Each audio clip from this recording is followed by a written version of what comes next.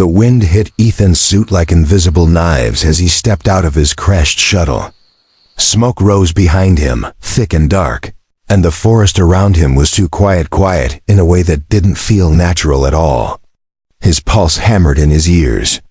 He had fallen on an unknown planet, alone, no signal, no map, and no way to contact his team. But something else drowned the fear. The sound of breathing, not human breathing, deep, hungry, close. Ethan froze dot from the shadows between the giant blue trees. Glowing eyes flickered, 20, maybe 30 of them, watching him in complete silence. His hand moved slowly toward his tool belt, but he knew one thing immediately. They were surrounding him, and they were getting closer. The creatures stepped forward tall. Feminine beings with sleek limbs, silver hair, and glowing marks across their skin. Each one looked like a sculpture made of moonlight and danger. Their claws were long, their teeth sharp, and their eyes hungry. Ethan swallowed hard. Then one of them whispered in a strange musical voice. A male. A real male. After 105 years. The others whispered too, their voices trembling with excitement, shock, and hunger. Ethan's heart dropped. They were not just looking at him, they were studying him, judging him, wanting him, and maybe devouring him. One of them stepped closer. She was taller than the rest, her silver hair braided with glowing feathers. She looked like the leader, dangerous, powerful, and graceful all at once. She leaned forward slightly, sniffing him. Her eyes widened. He smells alive, she whispered. He smells strong. Another answered quickly, desperation shaking in her voice. We cannot let him go. No male has entered our lands for generations. Before Ethan could speak, 3 of them moved behind him, blocking escape. Their bodies were tense, their claws ready. The air around them trembled from their excitement. Ethan raised both his hands slowly. I don't want any trouble, he said in simple, shaky English. My ship crashed. I just need help. They stared at him like he had spoken magic, or like he had volunteered to be their dinner. The leader circled him once, her fingers brushing the air near his face, but not touching. She examined him like he was a rare creature. Or prey. Then she smiled. Her sharp teeth glowed faintly. You will come with us, human. Ethan felt his stomach twist. He had no choice. They guided him through the glowing forest, silent and watchful. Even though they looked beautiful, they moved like predators, smooth, silent, deadly. Every step made Ethan more nervous. The trees grew taller, the air warmer, and strange lights moved above them like floating fireflies. When they reached the tribe's village, Ethan froze again. Hundreds of alien women stood there tall, fierce, elegant, all staring at him with wide eyes full of hunger and shock. Their skin marks flickered brighter, reacting to his presence. A deep voice rose through the crowd. Is it true? A man has returned? A real male? After 105 years? Ethan felt like a hunted animal. The leader finally spoke loudly. This human crashed near our borders. He is the first male seen in a century. And we will decide what to do with him. The crowd roared with excitement. Some looked amazed, some looked desperate, some looked hungry, but one thing was clear. They had waited too long. Too long without a man. Too long without balance. Ethan stepped back, but 2 warriors caught his arms, not hurting him, but making escape impossible. Suddenly an older alien woman shoved through the crowd. Her skin was marked with ancient patterns, her eyes wise.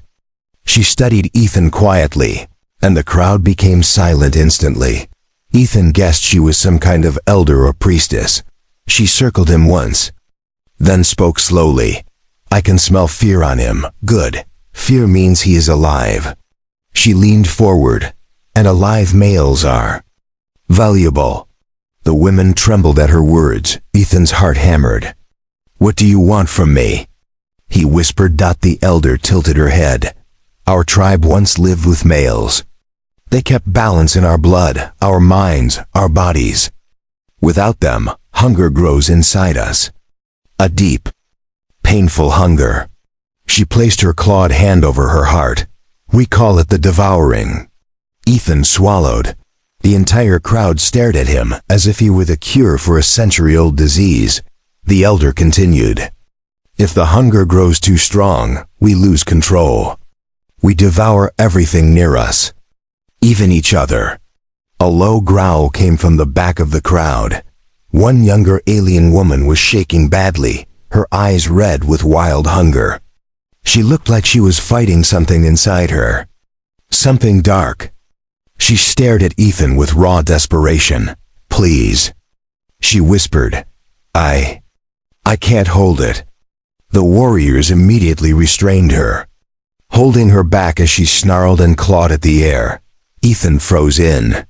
Horror. This was why they were looking at him like food. This was why they were trembling. This was why they were desperate.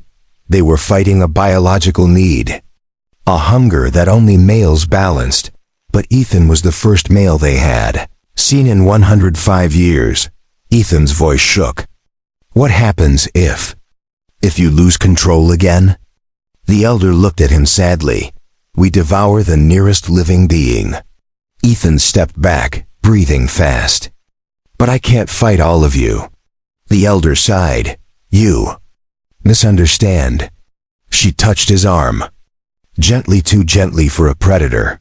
Her voice softened. In a way that surprised everyone. We do not want to eat you, human. We want you to save us. Ethan blinked. Save you? How? The elder stepped aside so the tribe could see him clearly. By choosing one among us. Gasps and whispers spread through the crowd. The leader's eyes widened. The hungry ones trembled with hope. Ethan was confused. Choosing one? For what? The elder smiled, a sad but warm smile. To bond with. To share life with.